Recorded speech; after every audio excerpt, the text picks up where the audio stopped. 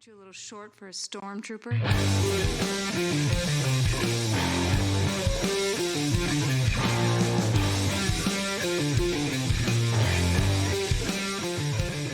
What's up, nerds, and welcome to another episode of the Multiverse Report.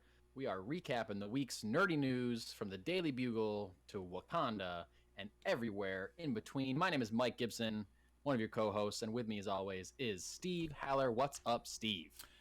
Well, a lot, as always. And it seems like this is Marvel week, so here we are. Yeah, late-breaking Star Wars story that we're going to talk about in a second, but without that, we're talking nothing but Marvel this week until we get to comic books, at least. Coming out of the fandom, DC is just hanging everything on what they dropped there and letting everybody else do their thing. They're saving up all their news. They dropped it all. We got a couple... there was something we talked about DC last week, though, I think, didn't we? And then plus, Dwayne "The Rock" Johnson talked about how he's happy with the first cut of Black Adam. That was something that happened today, but not necessarily anything worth really reporting on. He's happy with the movie he's making. Great. That he's been making since forever. Since 2012. Yep. Or whatever. Not something we necessarily have to dive into, but something that we do want to dive into before we get into the Marvel stuff. We're talking Star Wars, as previously mentioned. And this is kind of a bummer for me. And Steve, I'm sure it's a bummer for you too. Today, it was announced that Star Wars Rogue Squadron, the upcoming feature film, the only Star Wars feature film that was currently scheduled to be made, has been delayed so much that it has been removed from the production schedule, not bumped back, not reslated to start production. This was a film that was supposed to start shooting either late this year or early 2022, now removed from the production schedule because of director Patty Jenkins saying that she had a lot of other commitments going on in early 2022, and it turned out she was not going to be able to have the time to shoot this movie. However, the release date is still set for December 23rd, 2023. That will probably change, you would think. But that also leads me to the discussion we're about to have about this. Production delays with a release date is still being set has happened to us before with Star Wars and has not yielded great results necessarily. It has yielded okay to terrible results, in my personal opinion. I don't want to upset any other Star Wars fans. We got yelled at by a Star Wars fan a couple weeks ago. I was going to say, liking the movies that they like. We're talking about Star Wars, therefore we will anger some sort of Star Wars fans. Sure, yes. I'll just be a little bit more vague, and I'll try to be kinder to the prequels in the future. I'm sorry, I just don't like them personally. If you I love people that you love the prequels. I love you for loving them. Personally, they're not for me. I mean, they are because they're Star Wars, and I will rewatch them, but I will not enjoy them. But if you love them, I love them. Not to digress too much, but like coming right out of that conversation that started the comment string or whatever, it was acknowledged that a lot of our favorite characters and that came out of the prequel era. Yes. From stuff that was, expanded on in the Clone Wars or Rebels or everywhere else. The characterization was phenomenal. It's just when you're handed a shit script, you're handed a shit script. Yeah, for sure. Absolutely. Anyway, so it took us about 10 seconds of mentioning Star Wars to get off track from the topic that we're trying to talk about, which is Patty Jenkins' Rogue Squadron being delayed because she's got too much else on her plate. So this could be exactly what it is. Right. It could be that she's got a lot of stuff going on. She's working on Wonder Woman 3. She's working on a Cleopatra film for Paramount, I think. And I'm sure she's got other stuff going on that we don't know about. Knocking in my pop screen there, sorry. But I will say this. She's been working on Rogue Squadron for almost 2 years at this point, because I believe we covered previously on this show, she said that when they announced it, which was in December of last year, when they announced Rogue Squadron, she had already been working on it for a year. We're coming up on 2 years of her working on this movie. Yep. I think if you're working on a movie for 2 years, I feel like you should know whether or not you're going to be able to do it. Yeah, you might right? be able to dictate that. And Or like it when you seems sign weird. or like when you sign a contract saying, I'm going to make this movie. Right. Seems like that should then integrate into your current schedule. I don't know. I don't know how the industry works. Things could pop up. Things could change. Things could whatever. There's people. I would like to say maybe more reactionary people, maybe more ignorant people on social media today, saying like, "Oh, they fired her because of the underperformance of Wonder Woman 1984." I don't think that's true at all. Like Wonder Woman 84 was a divisive movie. Some people loved it. Some people didn't like it at all. Like, it certainly wasn't a bomb. Like, it did great numbers for HBO Max at a time when nobody was going to the movie theater. So, you know, I like that movie. I don't love it, but like, I don't think that like she is an incredibly capable director. I really like her as a director. I'm very excited that she was making this movie and seems so passionate about making a movie, referencing her father being a fighter pilot and having this be like her version of making a tribute fighter pilot movie for her dad. She was very into making this movie. So if it is something other than what this is, that's a huge bummer for me personally. And I just really hope that it gets rescheduled. Steve, what do you make of this? Do you think it is what it is, or do you think this is a cover story for creative differences or whatever? It's the most nefarious cover story you've ever seen. No. Likely what probably happened was like what you said. There's some contractual thing where, you know, she was in the Wonder Woman contract before Lucasfilm grabbed her for this. Like, after Wonder Woman 1, That's true. She signed up for the other two. Yeah. And she was in that before she got greenlit on this. So maybe there's something in that contract that said, hey, if we want to move Wonder Woman 3 up, then that usurps whatever your other commitments are. Or something along those lines. Like, there's weird things like this that happen in the industry all the time. The fact that they are holding the release date may just be that Disney wants to hold that release date for something.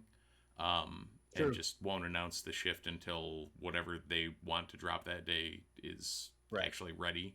I mean, we've talked about how excited I was for the non-Jedi Star Wars story. But if it's not ready, then don't keep it cooking.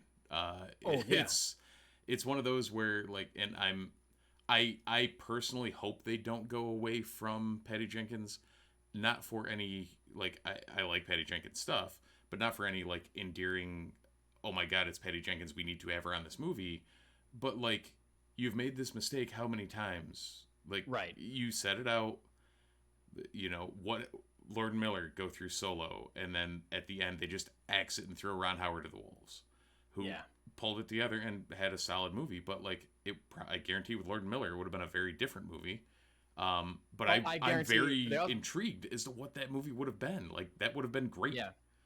But that's another situation where they didn't move the release date, and they gave Ron Howard a very short amount of time to remake an entire movie.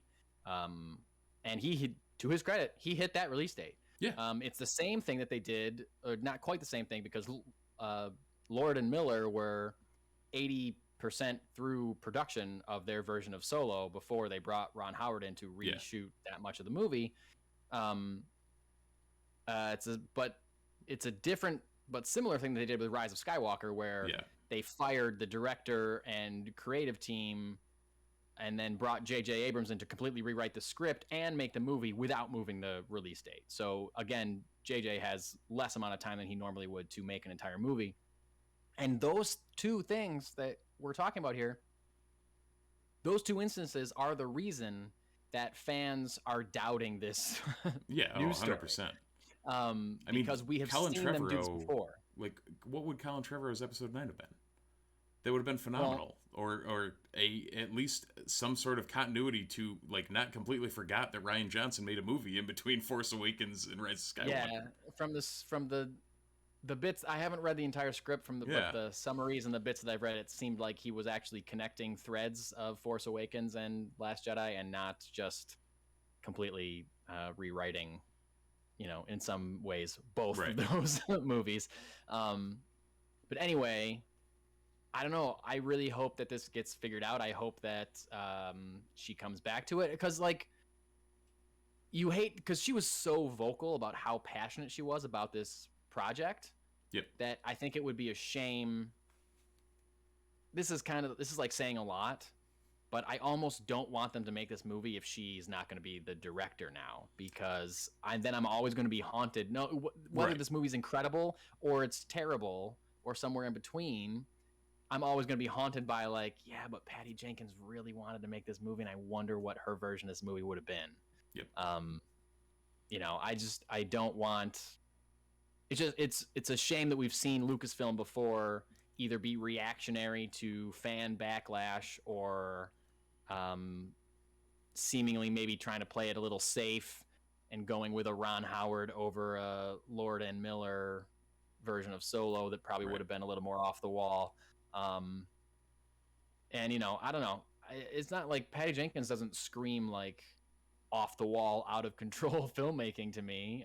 But if it could be creative differences, but I don't know. Right now I'm assuming and hoping that this is exactly what it is, and her schedule will free up and she'll come back to it. Yeah, because you're like you said, it could be based on what's maybe Gal Gadot's schedule changed and she can only film Wonder Woman 3 during this time now, so that has to change the rest of her schedule. Her Patty Jenkins' schedule is dependent on a lot of other things falling into place or not falling into place. So, yep, and that just happens in the industry all the time. So, hopefully, whenever it does get released, if it's not going to be released on December 23rd, 2023, I hope that it's still a December release, because as we've mentioned before on this, it only took 3 years of Star Wars movies getting released around Christmas time for me to really love and kind of integrate my feelings for Star Wars with Christmas time at the same time. Like, I love Star Wars coming out around Christmas, and it only happened 3 times out of my entire life. And all the Star Wars movies we got Force Awakens, Rogue One, and Last Jedi. And then they threw it out the window for Solo and Rise of Skywalker, and I wish they hadn't done that, because I just really like Christmassy Star Wars. I like them being intertwined, and so I really hope that they get back to that, because it worked for them. They owned Christmas time for those 3 years, and then they threw it out the window for dumb reasons. So anyway, Rogue Squadron, Patty Jenkins, we hope you get back together. We hope this isn't an official breakup. But okay, moving from a galaxy far, far away to a galaxy a little bit closer to home, I guess. I don't know. I haven't seen the movie yet, but Eternals. It's Earth. We'll give it to him. It's Earth, right? Yeah, so close enough. I guess I don't know. I know there's Celestials in it, so there's a lot of other stuff going on. Eternals and came out last week, and Steve and I have not seen this movie. We haven't been going to movie theaters yet. We still haven't seen Shang-Chi. We haven't seen Shang-Chi, but Disney Plus Day this Friday. It's coming out this Friday, so I'm sure that the listeners of this podcast are just ready and waiting for our 2-month late review of Shang-Chi and the Legend of the Ten Rings. Absolutely. That you'll probably get next week after we've watched it. That's great. Yeah. Hey, I'm sure there's a lot of people that are in the same boat as us that aren't going to movie theaters, that haven't seen it yet, that'll watch it on Disney Plus and say, oh, here's a fresh review that isn't 2 months old. Anyway, remains to be seen. Eternals, a movie that we probably won't see until February, whenever it shows up on Disney Plus. It's getting a lot of mixed reviews, more so than really any Marvel movie that I remember. Just either people hating it or people loving it.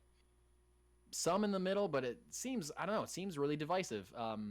It's been straight up banned in some Middle Eastern countries because of the portrayal of homosexuality in the movie, an out gay couple kissing, apparently, from what I've read. And you got to think that I can't understand why that would make people so mad, but that's also seemingly a lot of the negative reviews are conservative idiots just being mad that there's gay superheroes, which is so stupid. I wish that was something that we didn't have to worry about. It's not like but we do, and it's not like that hasn't been a thing since time. So yeah, I know.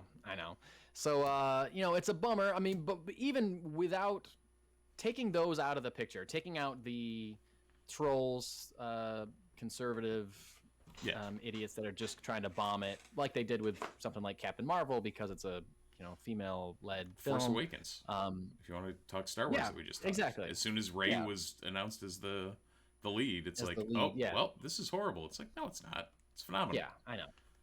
Come on. But taking those idiots out of the equation, there's still some really valid negative reviews of this movie. Oh, yeah.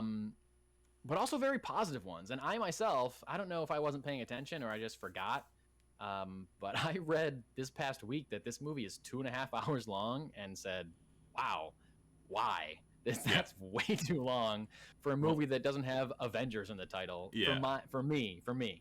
And it's weird because I've heard one of the main criticisms I've heard is at 2.5 hours, it's either too long or too short. Right.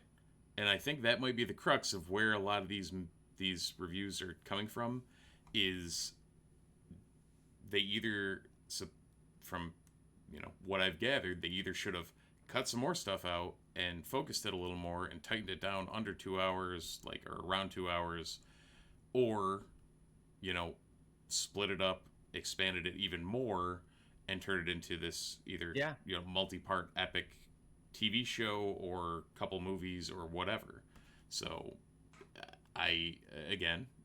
neither of us having seen it, it's like somewhere between the Lord of the Rings and the Hobbit effects of you have these books that you made into 9-hour movies and they could have even been longer, and then you have the Hobbit that was a single book that you turned into 3-hour movies and are like, why did you do this? Yeah, I know.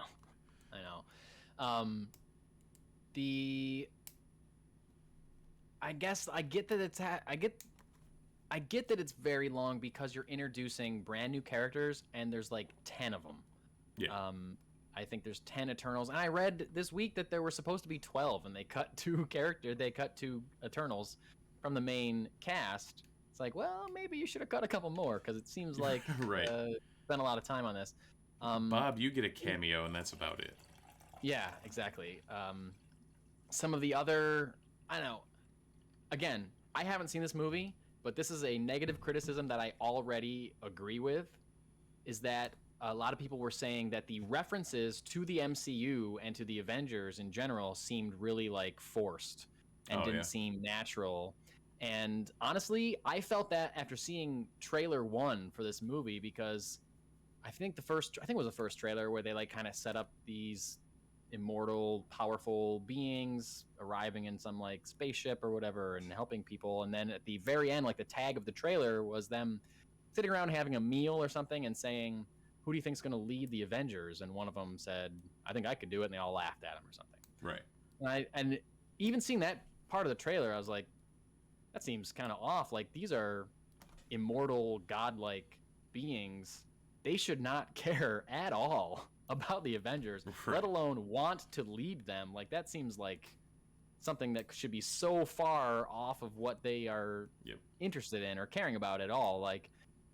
For some reason, I honestly can't tell you what it was, because I haven't really read these comics very much. I'm not familiar with the characters at all, and I haven't seen the movie, but seeing that moment in that trailer felt jarring to me. Because the rest of it did not seem like it was part of the MCU at all. And if they're making a lot of references like that, I can totally understand how it might seem forced.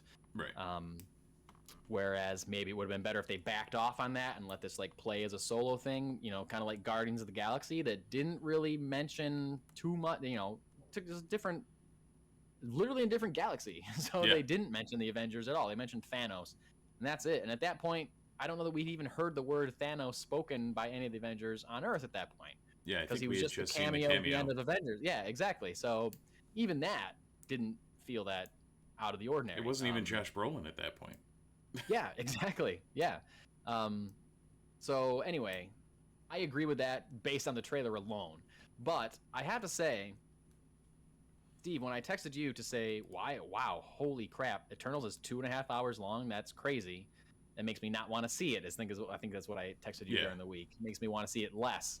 Now, honestly, with some reviews being so negative, some reviews being sky high. People are saying, I loved every minute of this movie. People are saying that this is a great addition to the MCU. I love all these characters. It's so fun. It's so cool. It's so different. I'm dying to see this now. I gotta say, I want to see this more now than I ever have, because it's such a while. I was like, I'm looking at it like, what am I going to get into when I watch this movie? Like, I'm going to sit down and not know what to expect at all. Really, am I going to love it? Am I going to hate it? I don't know. And I guess we'll find out probably 2 to 3 months from now when it shows January, up on February, Disney+. somewhere in there. About 45 days from November 2nd. Yeah. So we'll see. Yeah. We'll see. I don't know.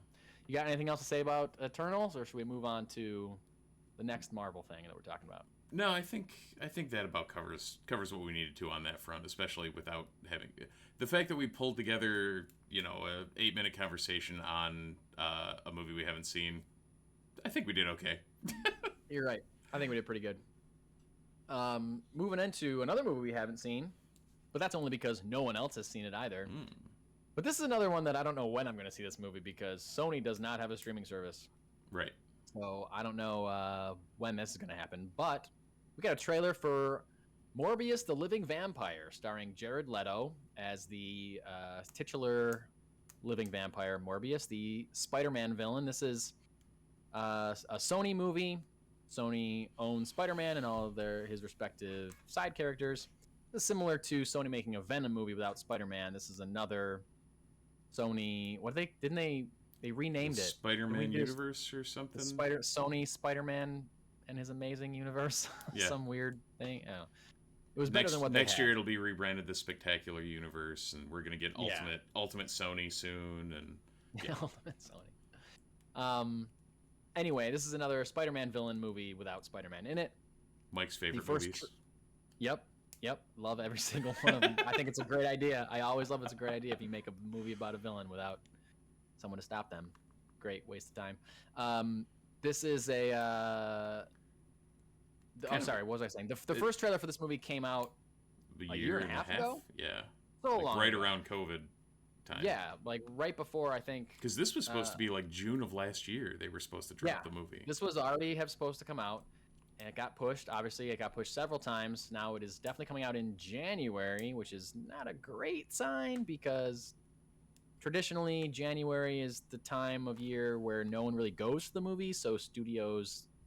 It's where movies go to die. Yeah. Studios basically drop their garbage in January. Not that it means it's definitely bad. Who knows? Because February used to be that too, and now movies like Black Panther and Deadpool have come out in February and made huge, have changed that. But January is still kind of looked at as that. Not really great news for the Scream 5 movie that's coming out in January also. But for this, I gotta say, Steve, I really liked this trailer. What did you think? Yeah. No, for a movie that I had less than no desire to see, because in general I never enjoyed Morbius as a character. It caught me, and like, it's weird to say that because didn't ever like Morbius much as a Spider-Man villain. Maybe I actually thought he was a good foil, or maybe I didn't like him because I liked him as a foil for Spider-Man. It's a weird relationship I have with Morbius. Let's put it that way. Sure. But the whole backstory of Michael Morbius, and it looks like they're rewriting a lot of the backstory as to how he's going to come upon his powers. But in the trailer, it seems like he is trying to heal himself by going down and exposing himself to a bunch of vampire bats in a helicopter-only island. He's basically he's going to Island Nublar and gonna run into some velociraptors or a bunch of vampire bats that cure him of an illness, but also turn him into a vampire. In the historic Morbius origin story, it was him and an experiment gone wrong type thing. Him trying to cure himself, but it was some splicing of DNA gone wrong and turns him into a vampire. Yeah, exactly. Classic Marvel storyline. Scientist growing up. experimenting on himself. I don't know. I'm not super familiar with. I've read a couple Spider-Man stories with Morbius in them. I think I had a reprint. I had a reprinted issue of like his first appearance or something like that, where he first fought Spider-Man. As I was watching this trailer, the thought that really struck me was, if he is eventually going to meet up with Spider-Man, and we never know if that's going to happen in the Sonyverse or not. Right.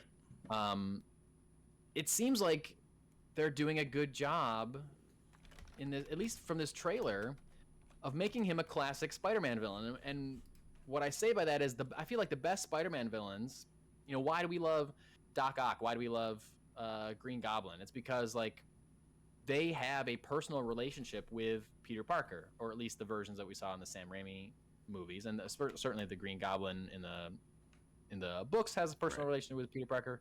Doc Ock, depending on which iteration you go by, does. Video game, yes. Spider-Man 2, yes.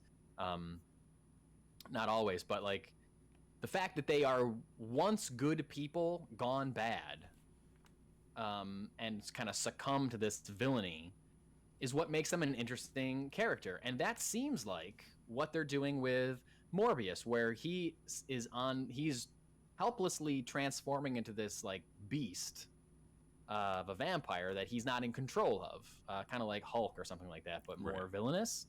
And I like that. And if that's what it's going to be moving forward, I hope by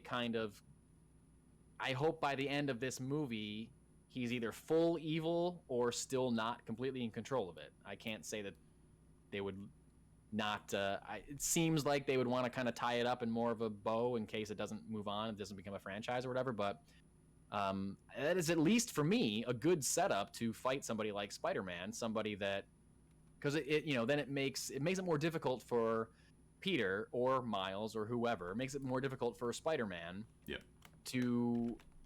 to see the humanity in that person and want to save them, but also know that they're a villain and have to defeat them at the same time. It helps. It lends to some drama within that conflict. And I saw that in this trailer.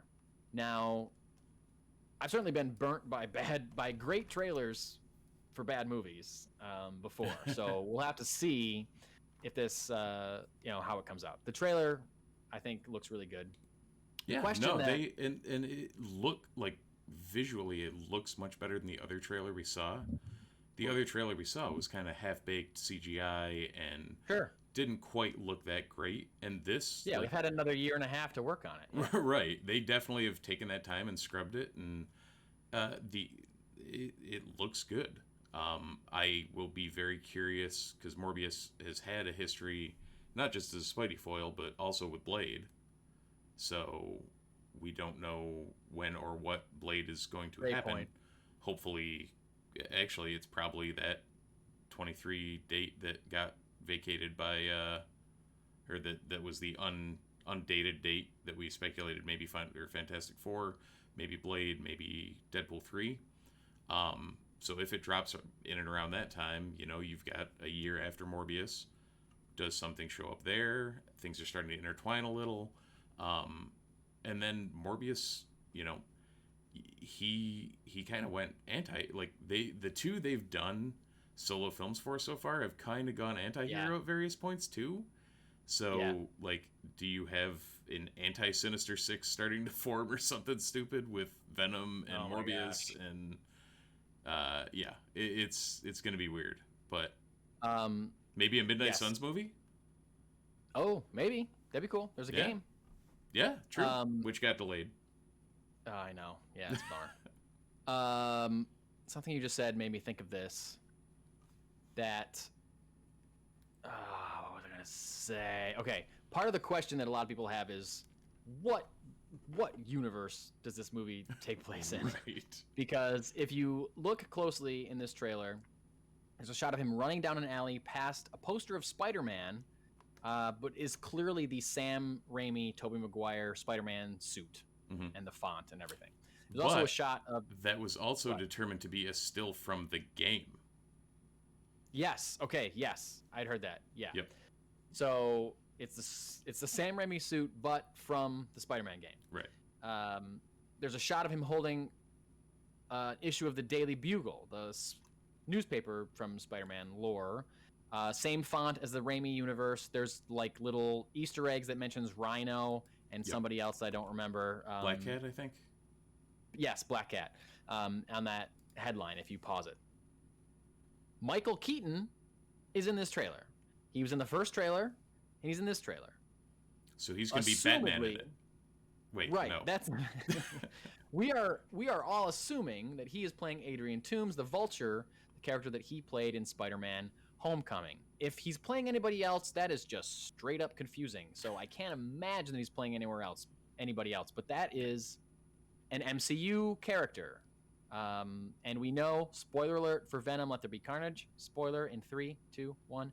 We know that at the end of that movie, Tom Hardy transported to the MCU Tom Holland Spider-Verse. So is Morbius also already in that universe? Is he in the Sam Raimi universe? Like, is it possible that Morbius shows up in Spider-Man No Way Home? Is that possible? Is it possible? I mean, yes, we still have 2 Sinister Six members that we don't know. Yes. And don't worry, we're about to talk about that poster, people. We're about to talk about it. But what I want to say is it possible? Is it possible? Since we're starting to see, we got Michael Keaton, we got Tom Hardy crossing over at the end of Let There Be Carnage. I'm sorry. We're starting to see crossover here, people. Is it possible, Steve, is it possible that we see Mahershala Ali as Blade in Morbius the Living Vampire? I want to say as a stinger or as something unrelated, then yes. Like if it's a cameo or like a post-credit scene or something like that, with the amount of crossover we've seen recently, and I don't know what degree you've heard about Mahershala Ali recently, but there's a good bit of possibility we might see something. Oh, okay. I don't think I've heard much about him as Blade recently. Well, it might have to do with something at the end of a movie that just came out. Oh, geez. Okay. Wow.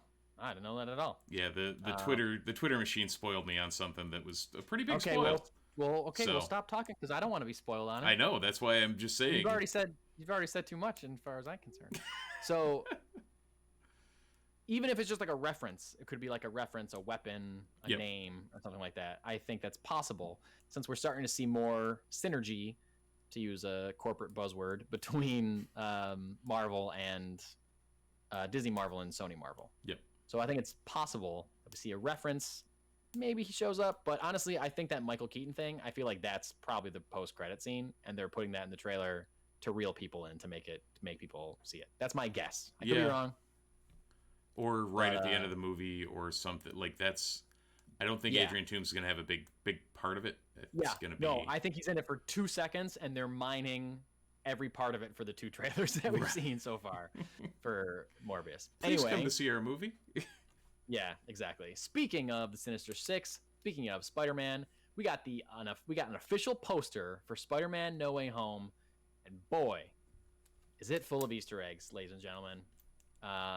For those of you who haven't seen it, and that you're listening at home, even if you're watching, we're not going to put up a graphic of it because we don't know how to do that, to be honest with you.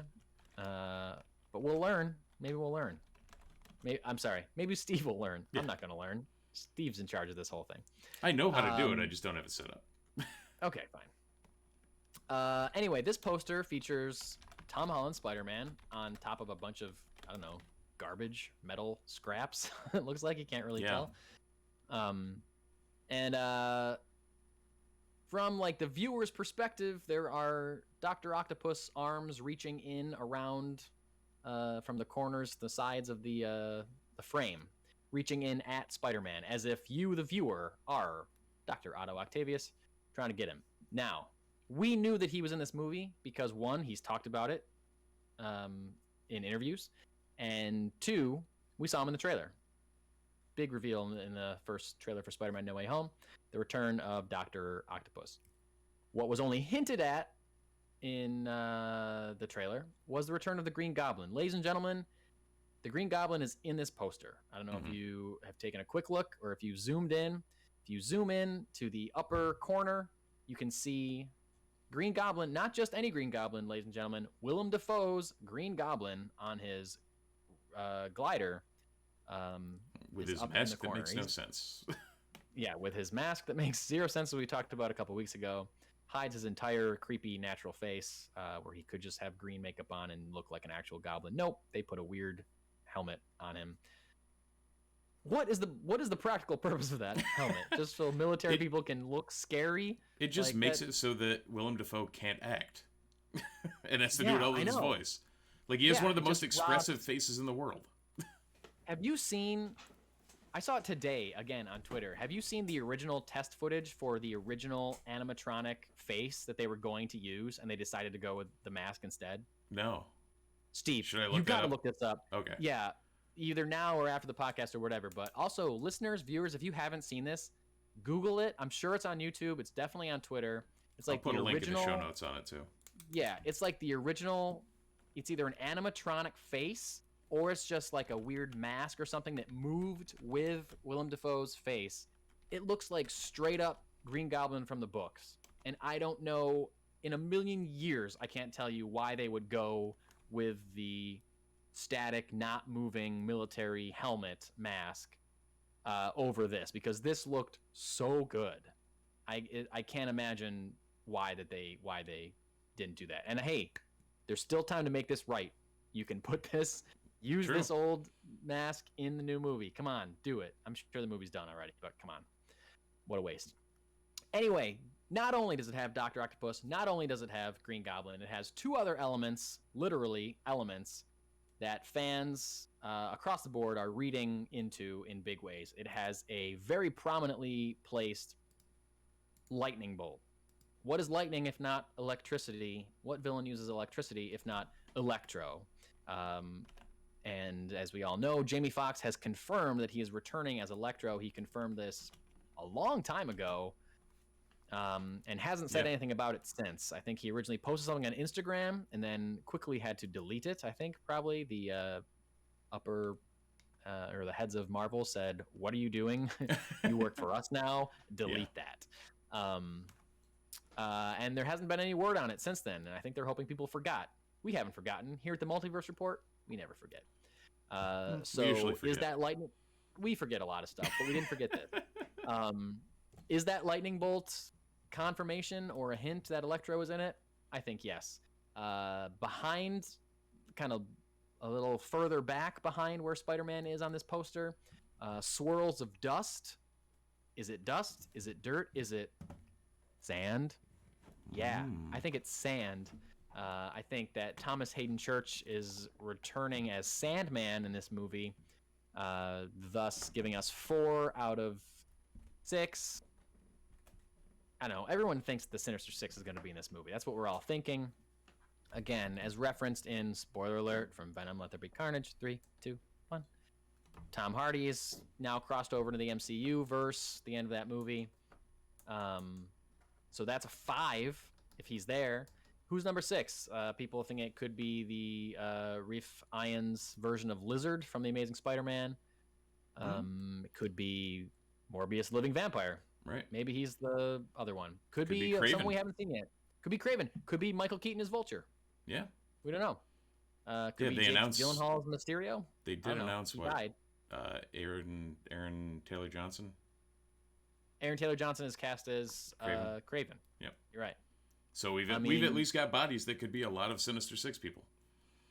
I mean, I would personally love it if one of them was a Tom Holland related villain. Because as we've talked about before, I am a little hesitant and wary about this being so focused on villains from other universes that, like I said earlier, the reason that we love the first 2 Spider-Man movies is these villains have personal connections to the character of Peter Parker, to Spider-Man. It gives him the conflict that he needs. It gives the movie the conflict necessary for good drama and good storytelling that really sucks us in. And that's the same thing with Spider-Man Homecoming as well. Yep. And, Far From Home also. He gets to know Mysterio, Jake Gyllenhaal's Mysterio. And as much as no one that has ever read a comic in their entire life was surprised by the twist of Jake Gyllenhaal actually being a bad guy. Oh, the guy that was a bad guy since 1964 turns out to be a bad guy. Great twist, guys. Hey, sorry, totally got my wife, though. Totally got my wife on that's it. good. Good. It got somebody. Who's never read a comic book in her life. Yeah, well, there you go. That's the criteria, I guess. They were hitting with that movie. But I don't know. I would, because this is supposed to be a trilogy, they're talking about it as the end of a trilogy. I'm worried that they're getting away from Tom Holland's Peter Parker, Tom Holland's Spider-Man having a personal connection with his villains, which really makes it interesting, right? At the very, that's it. They're giving us villains from other universes. Maybe not. Maybe we're going to see Tobey Maguire. Maybe we're going to see Andrew Garfield. That hasn't been confirmed. It has been denied, but it hasn't been confirmed. But is that even going to get us investment because we haven't seen, it's going to be cool to see them. And yeah, I guess we know that they have a personal connection with these villains, but are we going to care? I don't know. I'm in it to care about. I'm going to this movie to care about Tom Holland, and because he's the one that's been in these movies for the last couple years, and so it's going to be great if we see Toby and Andrew. But I don't know. I want Tom Holland to be personally invested and personally affected by the outcome of this movie. And if they're just filling it with villains that he's never seen before, then I don't know how successful that's going to be. Yep. Anyway, sorry. I feel like I ranted a lot about that. Both positive and negative. So, no, it wasn't. It wasn't too bad. Okay. I think it hit the points we needed to hit on it because it really is a big concern. To say? I feel like I talked a lot. It's all good. It's what you mentioned is a point of concern. Is how do you ground this in what Tom Holland is doing, or why Tom Holland's involved? If not, just make another Sam Raimi movie. Yeah. Right. Yeah, I don't want Tom Holland to be okay, it seems like you two got this covered. I'm just gonna go hang out with my girlfriend over here. You guys can take care of this. They seem more focused on you than me, so. That's the twist. That scene they show us in the trailer of him laying down with MJ on the school roof. That's actually just in the middle of the movie while the other two Spider-Men are doing stuff. He's just it's cool. I'm fine. Yeah, during the big climactic battle, he's like, seems like you guys got it. I'm gonna go over here.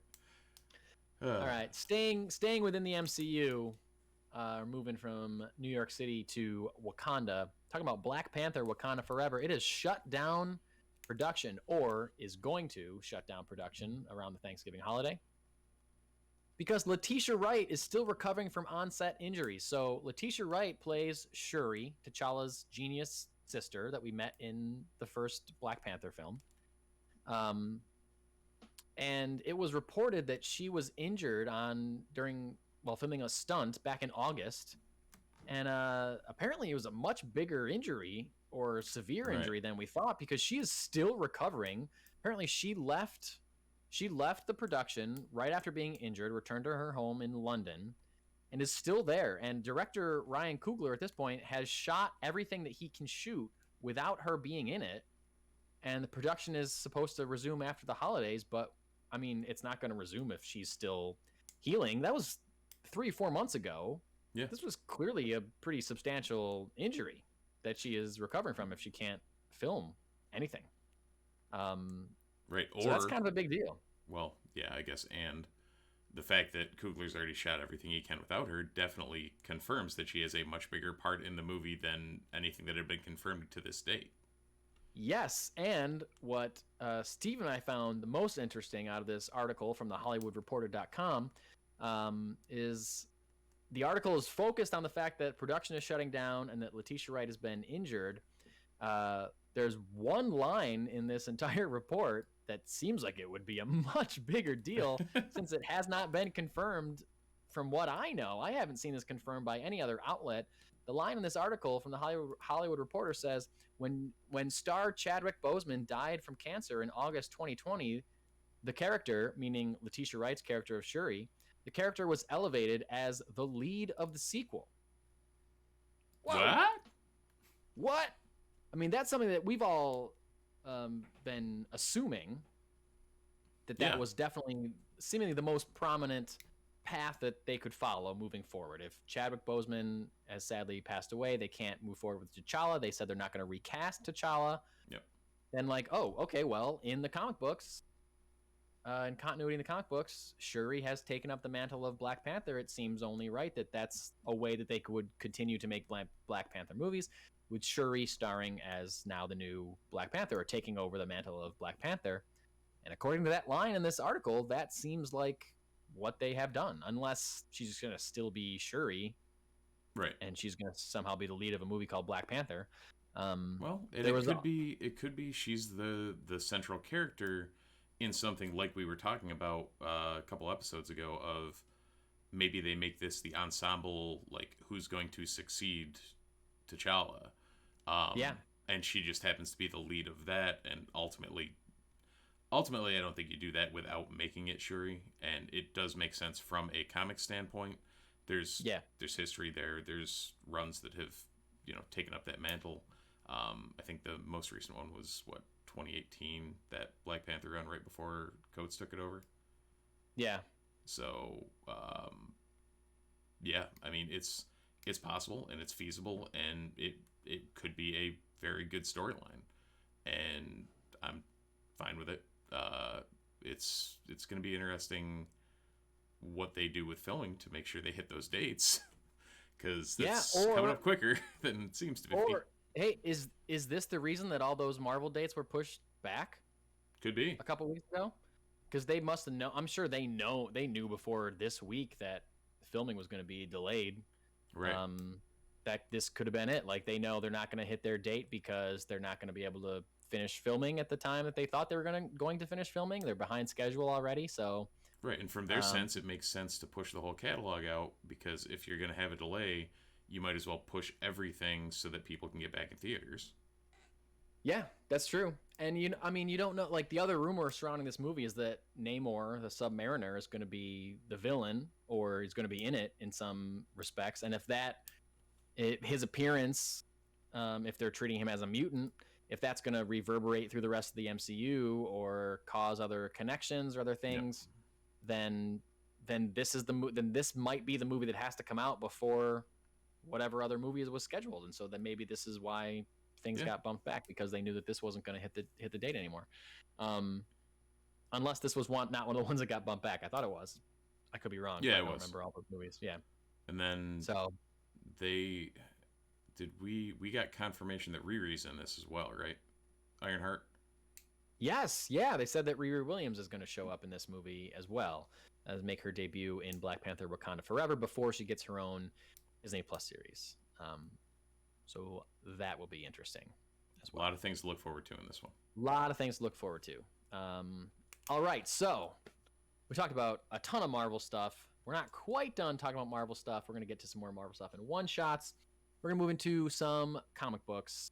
We don't have a Kickstarter call-out for this week, but I just want to say thank you to everybody who was pledged to my personal Kickstarter for The Amazing Shakes #1 Vampire Girlfriend. We are less than a week away from that campaign closing, so if you did want to contribute, we have tiers starting as low as $5. Right now, this is the only way you can guarantee yourself a copy of this book. I don't know if I'm going to be, joining the convention circuit to try to hawk it or not. But until I make that decision, until that happens or doesn't happen, or I get a distributor or whatever, this is the only way to get a copy of my book, The Amazing Shakes. So check it out on Kickstarter for 5 more days as of this recording. If you're listening to it on podcast tomorrow, you only have 4 more days. It ends early in the morning on Sunday. So check it out, The Amazing Shakes #1 Vampire Girlfriend on Kickstarter. Oh, and Mike didn't mention it is already funded, so if you want to pledge to it, you're guaranteed a copy. True, yeah, it's going to happen. It has been funded, but any leftover funds that we have are going to go straight into the production of issue 2. So if you like what you see, if you want more, feel free to pitch in some funds, and it'll make the road ahead much easier. So thank you very much. We'll get back to regular Kickstarter call-outs hopefully next week, or I don't know, sometime soon. But moving on to some comic book news. This is huge for the comic book industry, I believe. This is something that I've heard people talk about. Comic book writers, artists, editors, people I follow on Twitter have mentioned this, whether they're independent or not. Image comic book workers from the Image comic books company have announced that they have formed a union called Comic Book Workers United, and their statement was as follows: "For years, comic publishing workers have watched our professional efforts support creators and delight readers. Sadly, we have also watched the same labor be taken for granted as the best and taken for granted at best and exploited at worst.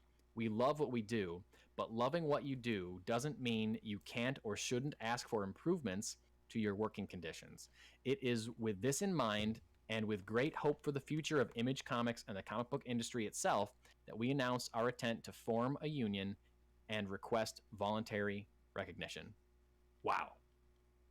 That's awesome. Like, they're talking about deadlines. They're talking about being overworked. They're talking about even probably things like you and I have talked about on this podcast before, Steve, like getting paid when your characters get adapted into other super successful forms of media. Things like that. So I think this is a great move. For those of you who may not be familiar with Image Comics, it was a kind of created as a independent alternative to DC and Marvel. I put independence in air quotes because now it's considered one of the big four comic book companies, with DC, Marvel, Image, and like Dark Horse, or IDW is the fifth one maybe. So it's hard to call it independent, but it does still claim to be very creator focused. It still does not take any creator rights away when you sign a deal with like if I pitched my Amazing Shakes book to Image and they wanted to put it out, I would still retain full rights of my book, which is great, which is not something that happens with DC. It's not something that happens with Marvel. They get a portion of those creator rights. So that's great, and that's really good with great intentions. It was formed by a bunch of like creators that were working for Marvel and DC at the time. Jim Lee, Rob Liefeld, Todd McFarlane is the other big one that I'm thinking of, and a bunch of other people left to start their own company, started Image Comics. So you would think, I mean, all these like rebel creators starting their own company, of course they're going to be sympathetic to the needs of their workers, right? Absolutely. Well, Image Comics released an official response, and guess what? It was vague at the most. It said, "Earlier this week, the Communications Workers of America, CWA, filed a representation petition with the National Labor Relations Board asking to hold a secret ballot election so that eligible members of Image Comics office staff can determine if they want the CWA to represent them in their employment with Image. The NLRB," I'm not sure what that stands for. National Labor Relations Board. Oh, yeah. You mean the thing that I just read 10 seconds previously? Yeah. Well, my thing is, as an aside, every time I see NLRB, all I can think of is NRBQ, and it really throws me off every single time. Radically different things. Very different. Great rock and roll band or National Labor Relations Board. Anyway, the NLRB is currently reviewing that petition to determine when that election will be held, where it will take place, and who can vote. Everyone at Image is committed to working through this process, and we are confident that the resolution to these efforts will have positive long-term benefits. Yeah, when you say working through this process, yeah, it doesn't really give you the warm fuzzies as to, hey, we're behind you the whole way, guys. Yeah, it seems like they could have come out and said, we support this, and we want you to have great working conditions. This is not what this says. So it's this is kind of a bummer. It's canned PR. Like, it's understandable that that's what they put out as a corporate entity, but it's still, mildly disheartening. Yeah. I mean, I think it's a great idea for them to start a union. I think it would be a great idea if all comic book companies or creators of comic book companies started a union for their own protection and withhold or being able to hold on to their own rights, and then you don't have people like Ed Brubaker claiming that he got paid more for his cameo in the Winter Soldier movie than for creating the character of Winter Soldier that has been featured in billion-dollar films. Right, like Jim Starlin getting a $5,000 check for Guardians of the Galaxy. Like, okay. Yeah, for creating Thanos. Right. Okay. Yeah. So I don't know. This is clearly going to be an ongoing story. We here at the Multiverse Report fully support unionizing of comic book workers. So good luck to you, staff at Image Comics, and we hope everything works out for the best. In other comics news, we got from DC an extension of the current Swamp Thing run. The critically acclaimed limited series from Ram V and Mike Perkins has been extended. It was originally just a 10-issue miniseries. It's been extended to 16 issues. They're calling it a season 2, albeit clearly a shorter season than the 10 issues. I think season 10 wraps up this year, and then issue 11 will drop in March. Nice. And I have only read a couple issues of this Swamp Thing series, and I gotta say, it is great. Swamp Thing for me. Oh, Steve, I know you're a Marvel guy. Do you know much about Swamp Thing at all, or have you had much interaction with the character? My knowledge of Swamp Thing is strictly from the '90s cartoon.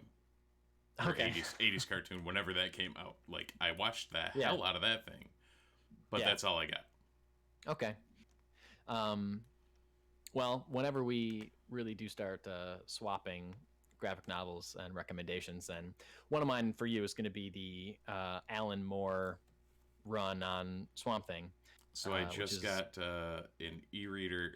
My iPad Mini finally got to the point where I couldn't really use it anymore. It was the original Mini and whatever. Oh. That's what I normally read my comics and books on. Picked up an Amazon Fire. Apparently on Prime, or Kindle Unlimited, whatever they call their book thing. So Kindle Unlimited, they have the entire Alan Moore run of Swamp Thing for free. Oh, dude, I was jump like, okay. It. Well, as soon as I finish Zdarsky's Daredevil, that's where my next step is. There you go. All right, cool. I haven't read the entire Alan Moore run. It's one of those things I've mentioned, like Sandman before, like periodically or once a year, I'll just buy the next volume and read it. And then I give myself a year to buy the next volume, or I ask for it for Christmas or whatever. And, someone gives it to me. But it is great. And I feel like Swamp Thing can be, everyone has their own opinions on how to write a character the best. I think Swamp Thing is at his best when he's not a straight up superhero. He maybe would just love to be left alone, but then keeps kind of getting sucked into whether they be like just supernatural weird experiences, or even just like saving somebody from a natural disaster or something. Like, he just wants to be in this swamp hanging out, and then he feels a moral obligation to help people or whatever. And Alan Moore really nailed this, and I really think that Ram V and Mike Perkins are doing a great job. And it's not even the same character. They're reintroducing a new character as the Swamp Thing. And it's a situation where, like, the original Alec Holland was transformed into this other being, more or less. Avoiding spoilers for you reading that Alan Moore run. You'll find out what I mean when you get there. But this is a person, I don't remember his name. This is a person that seemingly is spontaneously connecting to the green, or turning into this swamp creature, and then being able to turn back, but not really fully in control. Again, I haven't read everything, so I'm not sure how it's progressed since then, but it's a cool new spin on the Swamp Thing character and the Swamp Thing mythos, and they're doing it in a way where the art, the stories, the way the stories are being told are very similar to the way Alan Moore wrote the character, I think. There's like there's a good kind of like cross blend there. So nice. I'm really excited to see this go. I read a couple issues of it, and I was like, this is too good. I want to wait till it's in a trade and read the entire thing. So that's why I stopped reading it. I think I read the first 2, and I picked up another one when Poison Ivy was cameoing in it, because I like when Poison Ivy and Swamp Thing interact. But anyway, I'm excited this has been extended. Another announcement we got from DC this week was an AQUAMEN series from Brandon Thomas and Chuck Brown. Series will assumedly focus on classic Aquaman Arthur Curry teaming up with Jackson Hyde, who is the former Aqua Lad, who is currently in his own series called Aquaman The Becoming, where it's showing Aqua Lad becoming a new Aquaman. So seemingly, they haven't confirmed this, seemingly it's going to be the team up of those two characters, and who doesn't love Aquaman? What's better than one Aquaman? Two. Apparently. And this is something that I feel like it's kind of a no-brainer. If you have two characters with the same name, put them in a book together. Like, why isn't there an ongoing Spider-Man book with Miles and Peter, or Miles, Peter, and Gwen, or something? You know, like, give us that book. Since the Bendis run of Spider-Man, there hasn't really been much interaction. So yeah, like, give us an ongoing. That's like super cool. Yeah. Like, you know, it's like a Batman and Robin thing, but they're both equals in power levels and stuff. I don't know. It seems like a cool thing. And even me saying that now, I think it's a no-brainer because I read this Aquaman thing. I wasn't thinking that Peter and Miles should be in a book together or Arthur and Jackson should be in a book together until I read this, and I was like, oh yeah, that's a great idea. Like, just pair them up. Yeah, you got two Captain Marvels, put them both in a book. Wolverine and X-23, they did a couple of sets with it. I mean, okay. Actually, I want to say there was one that was Wolverine, X-23, and Daken. And that's like, okay, here's all the slicey people. Just go have fun. Yeah, for sure. And speaking of that, I know I had mentioned it to you. It came in. Oh, look at that. But the beautiful hardback of the, I guess, one of the seminal X-Men stories, God Loves, Man Kills, they put out a extended, I think they're calling it, the extended cut in hardback by Claremont and Brent Anderson. I got to get that. So it's got like a full interview with Anderson, a full interview with Claremont on, you know, how they came up with the story, why at that point in time they came out with it. The extras are great, the book's great. Like, I think they dropped that earlier this year, or maybe late last year, but nice. I was very happy when I picked it up. I was like, yeah, that's good. That's a good run. I love a hardcover. Yeah, I love a hardcover graphic novel. Like, I got the. Did you get your Hawkeye? Yes. Yeah, I got mine too. I am over halfway through it, and I love it. Nice. And again, I did love what I had read. I had read like the first volume, maybe first two volumes when they were like shorter. Yep. But now I'm into like uncharted territory that I had never read the end, like the second half of the run, and it just keeps getting better and better. This actually is this just the Aja and Fraction run, or does this include the volume 2 as well? I don't know. I think it's just. I think it might just be the Aja and Fraction one. Yeah, I mean, there's certain issues where it's a different artist. I don't know the name. But I think it's just the Matt Fraction and David Aja mostly. Right. It's their run. I don't think it's the volume 2. I know they, or part of that creative team continued, I think, after that. But this is somebody just did. But... Yeah. It's so good, and it just makes me excited for the show, which is coming out this month. Hawkeye on Disney Plus this month sometime, right? I don't know when. Yeah. But back to comic books this week, this upcoming Wednesday or Tuesday, if your DC and your comic book store actually puts out the DC books on Tuesdays. I feel like most of them don't. Yeah. This week, Wednesday, New Comic Book Day, we got Amazing Spider-Man 78, Batman the Imposter #2, issue 1 was very good, Excalibur 25, Miles Morales Spider-Man 32, My Date with Monsters #1, a cool book that I read about online this week with a cool title and a cool premise. Not Batman and Robin, Robin and Batman #1 by Jeff Lemire and Dustin Nguyen, retelling the origins of Dick Grayson's Robin.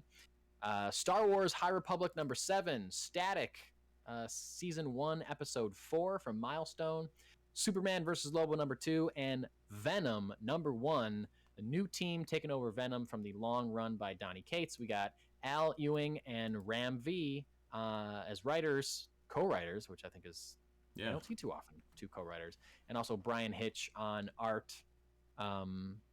Steve, I know you're a big Spider-Man guy. Are you a big Venom guy too? Do you read a lot of Venom stuff or no? I am not a big Venom guy, but that Cates and Stegman run was exceptional. I didn't have any ties to Venom at all, and then my buddy said, no, you need to read this, and I was like, okay, and it was good. It was very good. I'm a sucker for a recommendation. If somebody tells me to read something, I'm just like, yeah, sure, what the hell. I will do what you say. Yeah, I read I didn't read the regular run, but I read the Absolute Carnage. Oh, event, yeah. which I thought was great. And that's someone for me who hasn't read a Venom book in a really long time, and only here or there read some Spider-Man stuff. I was like, wow, this is dynamite. Like that was a really good miniseries. Then they went and this year did a whole different Extreme Carnage, and it wasn't. Thankfully, I didn't pull that. It wasn't nearly as good, but that Absolute Carnage event was all sorts of symbiotes all the time, and weird and fun. The whole King in Black thing, wasn't that a huge like event they did all across it? That seemed like a little too much. Yeah, with like it was Null and the Necrosword and everything, and it seemed a little too insane. Similar to like DC did the whole like Batman metal, Batman death metal, crazy extensions of Batman Who Laughs, things like this is a little. This is just too far. Like I just made the connection in my head, by the way. Because Null and Necrosword made me think of Necrosword, Gore the God Butcher, Thor Love and Thunder. Are we going to see the Necrosword in Thor Love and Thunder? Whoa, I don't know. We might see the first symbiote in Thor Love and Thunder. We might. Huh. We've seen the place where they come from. Yeah. In Nowhere, in Guardians of the Galaxy. They went to Nowhere, and that is canonically where the symbiotes were first created, right? Yeah. So that'll be interesting. Who knows? Didn't they go back there? They went back there in Infinity War, right? And it was destroyed. Yeah. Yep. So they could still do it. They could still make it work somehow. All right, we're moving into one-shots. These are stories that we want to talk about, but not necessarily talk about for 10, 15 minutes at a time. Excuse me. And this is where we're going to talk about a little bit more about Marvel and a couple other things. So why don't you kick it off, Steve? Yeah, Werewolf by Night, which we announced. We announced. We announced it. Exclusive Multiverse Report announcement. Seriously. Werewolf by Night Halloween special. We noted that they were actually going to do the thing. Gael Garcia Bernal is cast as the lead, apparently, in Werewolf by Night. That'll be interesting. It seems like they're going to be moving in on the Jake Gomez version of the character and not Jack Russell. Yeah. We also this week got news that Taika Watiti, everyone's favorite nerdy director, who's got a lot of nerdy things on his plate already, will adapt the Incal, which is a French graphic novel series created by Alejandro Jodorowsky and Mobius. The Incal is set in a dystopian society and revolves around the search for the titular Incal, which is a crystal that protects those who believe in it. Weird. I'm in. Yeah. Stranger Things Season 4, which apparently is happening because, it's been how long since... random... Stranger Things is like the George R.R. Martin Game of Thrones version of TV, isn't it? Where it just progressively gets longer and longer in between seasons. The actors get more and more famous and get other things that they have to do. Right. And also are now more and more older, and I'll be curious how Season 4 hits, but we did get a trailer of basically Eleven talking to Mike, and then things going crazy. So, still no release date on it, but we're seemingly getting closer with a teaser and now a trailer out. Yep. And speaking of trailers, this week we got Sony releasing the final trailer for Ghostbusters Afterlife, which comes out on the 19th. And this is one that I don't know when I'm going to see, and I'm really bummed about it because I don't think I'm going to want to be going to movie theaters yet, at least in our area. And I really want to see this movie like so bad. So much so, I'm just going to start talking. So much so that I did not watch this trailer. Specifically, I know you did, and I'm sorry, you did because I put it in the rundown, but I should have noted that I had not seen it. So we can't really dive into it. I specifically chose to not watch this trailer because I would like to be more surprised than not when I do finally see Ghostbusters Afterlife. Because I don't know, the first Ghostbusters is such an important movie to me. I just love it so much. Second one, 2016 sequel, good and bad parts. But that first one is just so good, and the trailers I have seen for this, I'm really excited about. But this is the thing. Like, I always wish for any Marvel, DC, Star Wars movie, I wish I could go in not having seen any trailer, or part of me, I should say, part of me wishes I could go in having seen nothing and just be completely blown away, completely shocked by whatever I'm seeing for the first time. But I can't. I'm too weak. But something with Ghostbusters is something that I love, but is a little bit more removed for me, that I can control myself and not hit play on that trailer. And, you know, give myself that little extra moments of surprise when something happens in the trailer that I haven't seen. Yep. So you watched it without spoiling anything for me. Did you like it? Yeah, I mean, I'm yeah, I guess I don't know. I don't know how you feel about Ghostbusters in general necessarily. Yeah, Ghostbusters always you kind of hit it on the head, where it was like that first one was just blew me away, and then everything since has been good and in the universe and fine. Like, it was enjoyable to watch everything else that has ever come out. However, nothing quite lived up to the first one, and who knows if this one will, like, if it's in the same vein. But you've got Paul Rudd being Paul Rudd, because that's what Paul Rudd does, and Finn Wolfhard, the aforementioned Mike from Stranger Things. That's right. So, you know, you've got some new blood in there, and we'll see. I don't know if any of the old guys have been confirmed. I don't know. They have, from what I know. Okay, so even better. But without detail. Huh. They've been confirmed without detail, from what I know. So that that's works. another reason I didn't want to watch this trailer, because I was like, I don't know. I don't want, Bill Murray's going to walk out in a full jumpsuit. I want to, like, save that for whatever moment that's supposed to happen in the movie, so I can get super nerdy excited when it happens. This has nothing to do with anything, but for some reason I just flashed to it, and I wanted to tell you. This is basically something I could tell you off the podcast, but I'm going to tell you now as we're talking about it. In preparation for the 4th Matrix movie coming out this Christmas, I'm very excited that my wife has agreed to do something with me that she has never before agreed to do with me, which is watch all previous installments of the Matrix franchise in preparation for the 4th movie. So we are 1 movie in, and I'm looking forward to doing the whole entire thing, even though the other 2 movies are, not great. No, but my it's wife still... is my wife is someone that doesn't like to rewatch movies, and I am someone that constantly wants to rewatch every movie I've ever seen and loved. Right.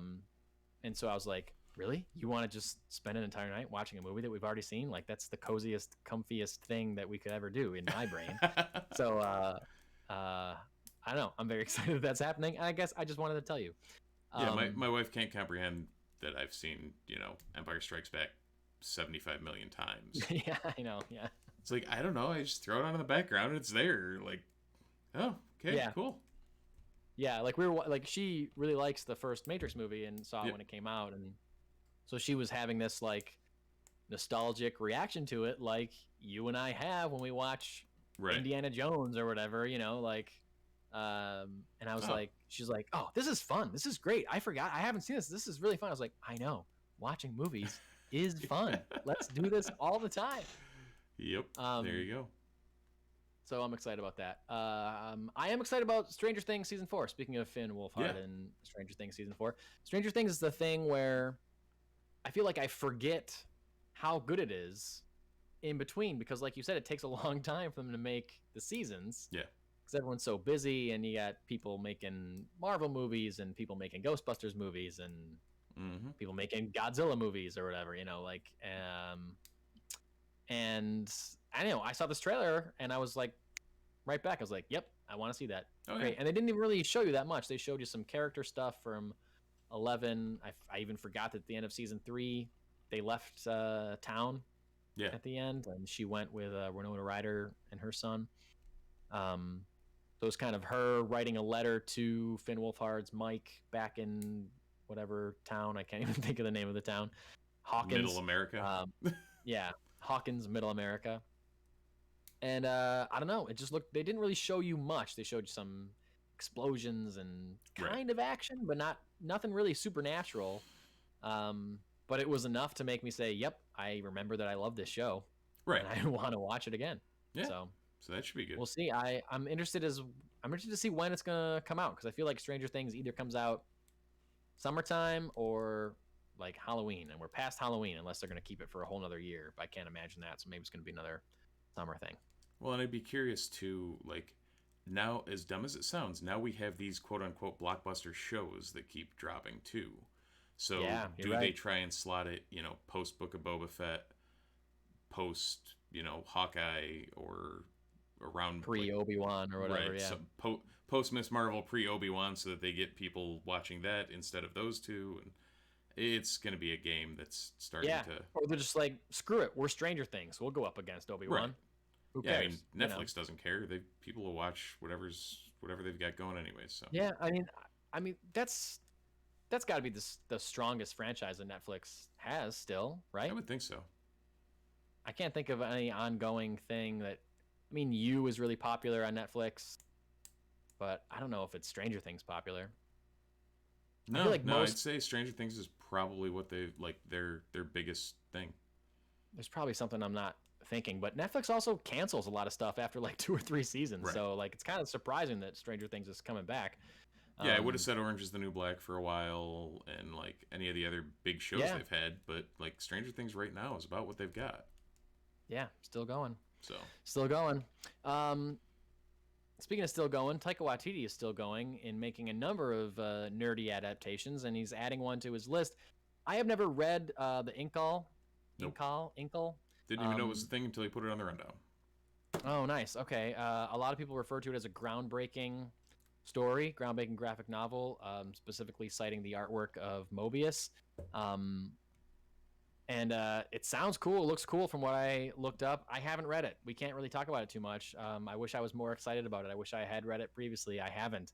This makes me want to read it the way that the creator was talking about it, the way that Taika Waititi was talking about it. Apparently, these guys, Jodorowsky and Mobius, were attached to a Dune adaptation at some point, and it never went. Like a film, I think. Right. So. So that's a bummer. But I don't know. Everything I've heard about this is great. Taika Waititi still listed to be doing a live action Flash Gordon remake. It was supposed to be animated, and then they changed it to live action. And his name is still on an upcoming Star Wars project, from what I know. As far as I haven't heard anything about that. I want to say he dropped some mention of it a couple of weeks ago or something like that. So. Yeah. I think and also, he's still there. And probably finishing up Thor: Love and Thunder at the same time. And I'm sure that if Marvel can keep him around, they will keep him around. So who knows what what Marvel's already talking to him about, whether or not he's going to do the next, Thor 5 or Avengers movie or whatever. If he's taken over for James Gunn for Guardians, whatever, who knows? James Gunn, by the way, started filming Guardians of the Galaxy Volume 3 today. Posted a thing on it, so it's exciting that movie's underway. Absolutely. But we do know that James Gunn has said he's not going to do any more Guardians movies after Volume 3. So that's why I say Taika Waititi would be a good fit for taking over that franchise. If Chris Pratt isn't too busy voicing Garfield and Mario and making weird, creepy Instagram posts about his wife. Anyway, Werewolf by Night. Yeah. This is cool. It's moving forward. It's just a Halloween special, right? It's just a one-shot special. Is that what we've talked about? Everything I've heard, yeah. So I don't know. We'll see where it goes. There's not a whole heck of a lot of information about it. There's not. Like, we haven't seen a ton outside of that they're doing it. But yeah, it seems like it'll be fun next year and go from there. Or is it I know. I'm excited to see. Wait, so next year we're gonna have a Werewolf by Night Halloween special and then a Guardians Christmas special? Yeah. Amazing. That's so amazing. Perfect. You just said that. That is so great. I'm excited to see how much of a horror thing this is, because it's about a werewolf. A Werewolf by Night was a horror title. MCU has been traditionally PG-13, although they are touting Multiverse of Madness, a Doctor Strange sequel, as a horror film. Yeah. I don't know. I hope this is legitimately scary, and I'm not sure what the schedule is. Do you think we will see Moon Knight before this comes out? Because in the comics, Moon Knight was introduced in an issue of Werewolf by Night.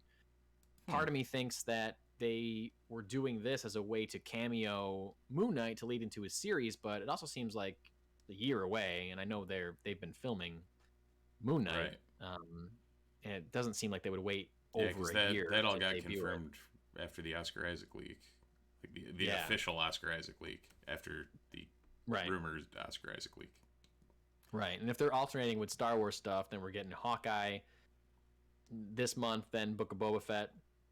Yep. Then assumedly Miss Marvel will come next, and then Obi-Wan, and then maybe She-Hulk and or Moon Knight, then Mando season 3. So that takes us to what? I don't know. Not October.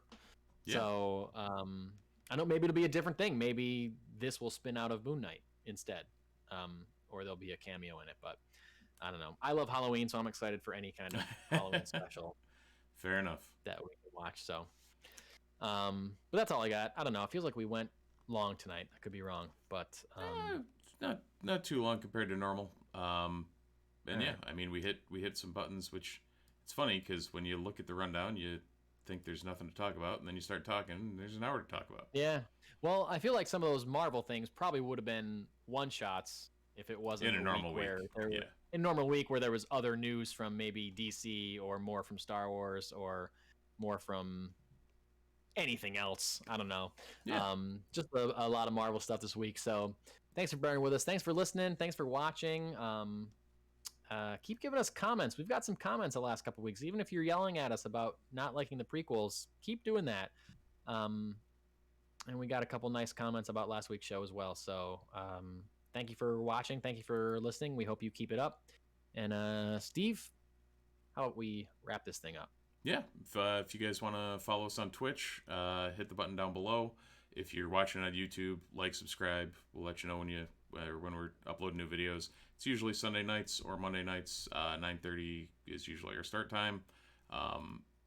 It'll be posted by midnight, guaranteed. If you got an audio or in a podcast feed, like, subscribe, leave a review for us. Reviews always help. More people review, the more people get to listen, just because of the way these search algorithms work. So yeah, write some kind words or unkind words or just words. You could just put 10 random words in there. Yeah, you can write a terrible review as long as you actually give us 5 stars. Right. Like the words of your review can be, these guys are terrible. I hate them. Every word they say is garbage. 5 stars. Yeah. Perfect. That's fine. Yeah. So hopefully that doesn't happen, but you never know. But we'll take it. If that does happen, that means somebody's listening. So that's right. No, as always, if you want to get a hold of us on socials, the Multiverse Report, Multiverse RPT on Twitter, and the Multiverse Report at gmail.com if you want to send something along in.